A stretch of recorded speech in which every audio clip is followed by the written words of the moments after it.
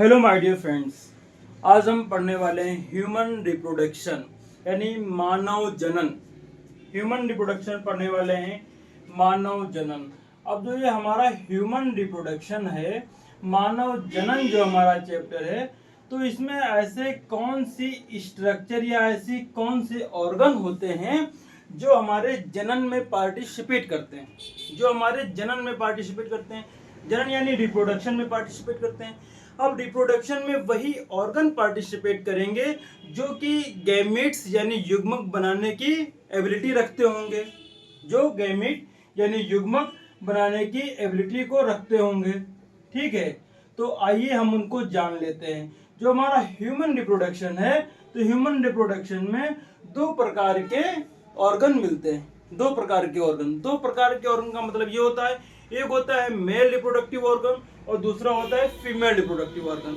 Male reproductive organ को क्या कहते हैं बताओ? नर जनन तंत्र। और फीमेल रिप्रोडक्टिव सिस्टम को क्या कहते हैं? मादा जनन तंत्र। समझ पा रहे हैं आप? तो जो ये हमारा मेल रिप्रोडक्टिव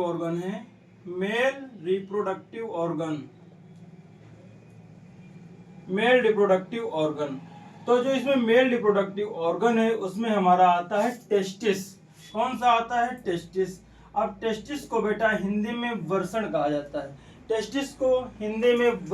जाता है। और जो हमारा फीमेल रिप्रोडक्टिव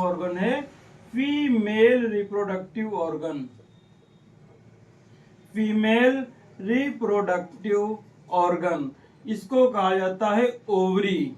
क्या कहा जाता है? ओवरी।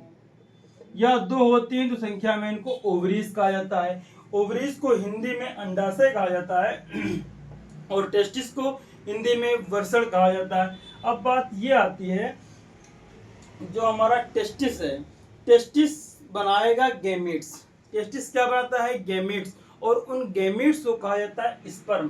टेस्टिस बनाता है गैमेट। टेस्टिस क्या बनाता है? गैमेट। गैमेट में क्या बनता है? हमारा स्पर्म। और ओवरीज क्या बनाती हैं? गैमेट। गैमेट में क्या बनाती हैं? ओवा। गैमेट को हिंदी में क्या कहते हैं? युग्मक। ओवा को हिंदी में क्या कहते हैं? अंडाणु। और स्पर्म को हिंदी में क्या कहते हैं? शुक्राणु। यहाँ में हिंदी में लिख लो शुक्राणु, और यहाँ पे लिख लो अंडाणु। हिंदी में लिखते चलो बेटा, इसको कहते हैं अंडाणु। ठीक है, जब टेस्टिस के अंदर स्पर्म बनेगा तो इस बनने की प्रोसेस को कहा जाता है, टेस्टिस के अंदर स्पर्म बनने की प्रोसेस को स्पर्मेटोजेनेसिस कहते हैं। क्या कहते हैं? स्पर्मेटोजेनेसिस। स्पर्मेटो का मतलब हो गया स्पर्म और जेनेसिस का मतलब हो गया बनना, स्पर्म का बनना। तो इसको कहा जाता है स्पर्मेटोजेनेसिस और हिंदी में इसका नाम होता है शुक्राणु जनन। क्या होता है? शुक्राणु जनन। जनन का मतलब होता है बनना, शुक्राणु का मतलब होता है स्पर्म। तो स्पर्म बनने की प्रोसेस को स्पर्मेटोजेनेसिस या हिंदी में कहा जाता है शुक्राणु जनन। अब ओवरीज होंगे।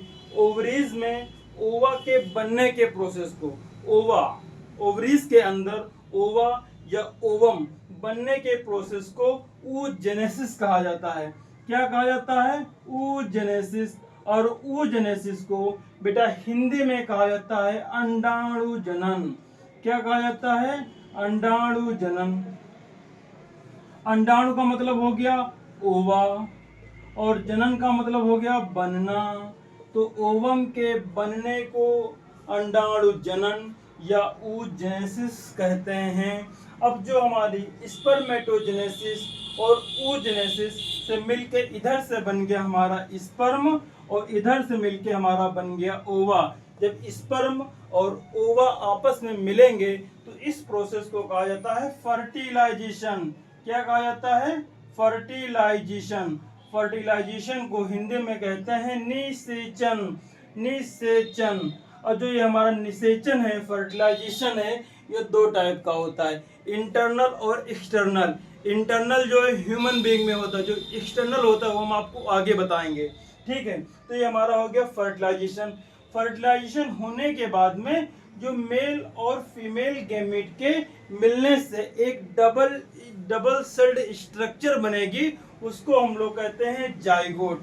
क्या कहते हैं? जाइगोट। जाइगोट कहते हैं। जो स्पर्म है इसकी पोलैरिटी कैसी है? हेप्लॉइड। और जो ओवा है इसकी पोलैरिटी कैसी? हेप्लॉइड। जब हेप्लॉइड मिलते हैं तो जाइगोट जो ये हमारा है डिप्लॉइड बन जाता है। जाइगोट जो हमारा है वो डिप्लॉइड बन जाता है। तुम ऐसे याद रखना कि जो स्पर्म है या जो ओवा है इनको कहा जाता है गैमीट। क्या कहा जाता है? गैमीट। और जो गैमीट हैं, गैमीट को हिंदी में कहा जाता है युग्मक। क्या कहा जाता है? युग्मक। याद रख लो बेटा, जो गैमीट हैं इनको हिंदी में कहा जाता है युग्मक। अब जब दो युग्मक आपस में मिल जाएंगे, जब दो युग्मक आपस में मिलेंगे तो बनाएंगे युग्मनज। क्या बनाएंगे? युग्मनज। युग्मनज कैसा होता है? 2n। इसकी जो पोलैरिटी है वो डिप्लॉइड होती है। n का मतलब हेप्लॉइड। n का मतलब यहाँ पे क्या है? हेप्लॉइड। और 2n का मतलब यहाँ पे क्या है बेटा? डिप्लॉइड।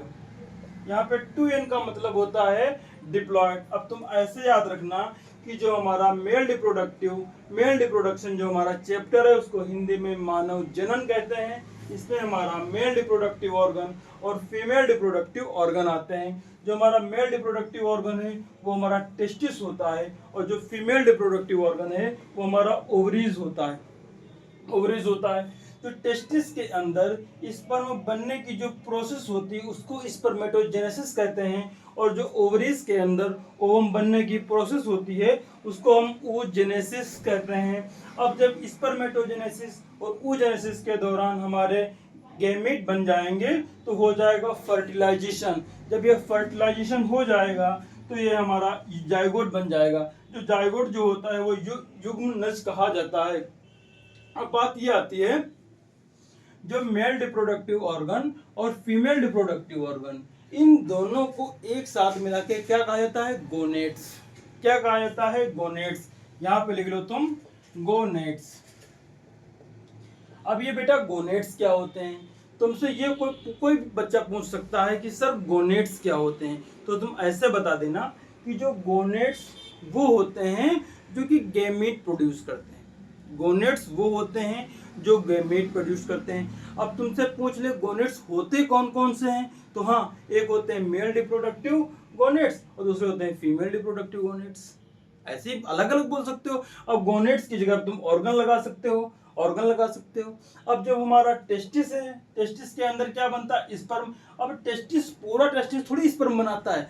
टेस्टिस में कुछ स्पेशलाइज्ड स्ट्रक्चर्स होते हैं या सेल्स होती हैं, वो स्पर्म बनाने का काम करते हैं। उसको डिटेल में हम और आगे क्लासेस में समझेंगे।